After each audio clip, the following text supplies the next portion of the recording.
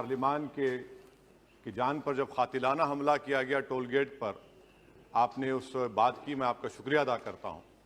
Speaker साहब, मैं मुख्तसर से यहाँ पर ये बात कहना चाहूँगा कि मुख्तलिफ सियासी पार्टियाँ मुख्तलिफ प्रदेश में इख्तिदार पर हैं। ये बात आप तमाम को मैं गोशगुजार कर रहा हूँ कि आखिर ये कौन लोग हैं जो गोली पर भरोसा करते हैं, बैलेट पर नहीं करते। आखिर ये कौन लोग हैं जो इतना रेडिकलाइज हो चुके हैं कि इनको इस संविधान पर एतमाद नहीं रहा, उनको अंबेडकर के बनाए हुए संविधान के खिलाफ हैं, जो इतनी नफरत पैदा करते हैं। आखिर ये कौन लोग हैं? मैं इसको सियासी गुफ्तगू नहीं करूंगा, ये सबके लिए छोड़ रहा हूं, क्योंकि जहां तक मुझे मालूम कि मैं 2 मरतबा का विधायक हूं, 4 मरतबा का सांसद हूं, और अगर इस तरह से अगर राजनीति आगे बढ़ेगी कि टोल गेट पर गाड़ी रुकती है और 4 राउंड गोलियां चलाई जाती हैं, आखिर इन नौजवानों को ये कैसे रेडिकलाइज हुए?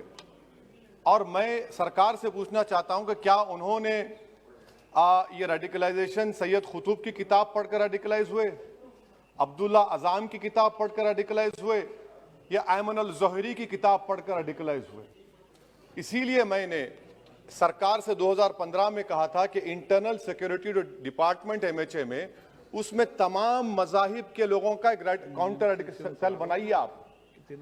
और सर, ये रेडिकलाइज हो चुके हैं तो भारत की इससे राइट विंग कम्युनिज्म और टेररिज्म बढ़ेगा। मैं आपसे अपील कर रहा हूं कि जो गलती NDA 1 में की थी, आप वही करने जा रहे हैं। आपको नुकसान होगा, आपकी सरकार को नुकसान होगा, देश को, तो देश की सालिमियत को खतरा तो पैदा हो रहा है। सर, मैं आपके जरिए से सरकार को यह भी बताना चाहूंगा कि जिन लोगों ने ये रेडिकलाइजेशन किया है, आप इस पर गौर करिए, इन पर UAPA क्यों नहीं लगाते आप? अगर कोई स्पीच देता है, अगर कोई फेसबुक पर किसी क्रिकेट मैच पर किसी टीम की तायीद करता है तो UAPA लगता है। एक सिटिंग MP के ऊपर UAPA नहीं लगेगा सर। मैं सरकार पर छोड़ता हूं। सर, चौथी बात यह है कि रेडिकलाइजेशन की जब बात होती है, हमने यहां पर एक कांग्रेस के बड़े नेता से सुना कि 2 भारत हैं दौलत के एतबार से। नहीं सर, भारत की दौलत मोहब्बत है। भारत की दौलत पैसों की दौलत नहीं है, भारत की दौलत मोहब्बत है। हां, 2 भारत हैं, एक मोहब्बत पर जो पिछले कई बरसों से आबाद है, और एक नफरत पर भारत बन रहा है। तो क्या आप दौलत की भारत की मिसाल देंगे या मोहब्बत की भारत की मिसाल देंगे?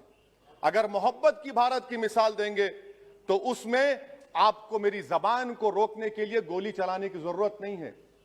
इस 2 भारत को समझने की जरूरत है। सर, खत्म सर, मुझे खत्म सर सुनिए सर, मैंने करीब से 6 फीट से गोलियां देखी, मुझे बोलने दीजिए सर। हो सकता है कि कल दिन ना देखूं मैं। अगर मैं यहां पर नहीं बोलूंगा तो कहां बोलूंगा सर? आप मुझे प्लीज बोलने दीजिए। सर, मैं आपसे गुजारिश यह करना चाहूंगा कि आप हरिद्वार में, रायपुर में और इलाहाबाद प्रयागराज में मेरे बारे में क्या कहा गया, आपके नायबी की रिपोर्ट है ना, आप क्यों छुपा रहे उसको? देखिए, मैं मौत से नहीं डरने वाला हूं, हम सबको जाना है इस दुनिया से, बल्कि मैंने कह दिया कि मैं इस वतन में पैदा हुआ, मेरी मां की कोख से तो जमीन पर लिटाया गया। जब मेरी आंख बंद हो जाएगी तो इंशाल्लाह औरंगाबाद की जमीन मुझे दफनाया जाएगा। मगर मैं आपसे अपील करना चाह रहा हूं सरकार से सर, कि जो कुछ बातें की गई हैं उसको देखिए। मैं Z कैटेगरी सिक्योरिटी नहीं चाहिए मुझे, मैं हरगिज नहीं चाहिए मुझे। मैं 94 से पॉलिटिक्स में हूं, मैं आजाद जिंदगी गुजारना चाहता हूं। मैं घुटन के साथ जिंदा नहीं रह सकता इस दुनिया में। मुझे जिंदा रहना है तो अपनी आवाज उठाना है, मुझे अब जिंदा रहना है तो सरकार किसी के उनके खिलाफ बोलना है, और अगर गोली लगती है तो मुझे कबूल है।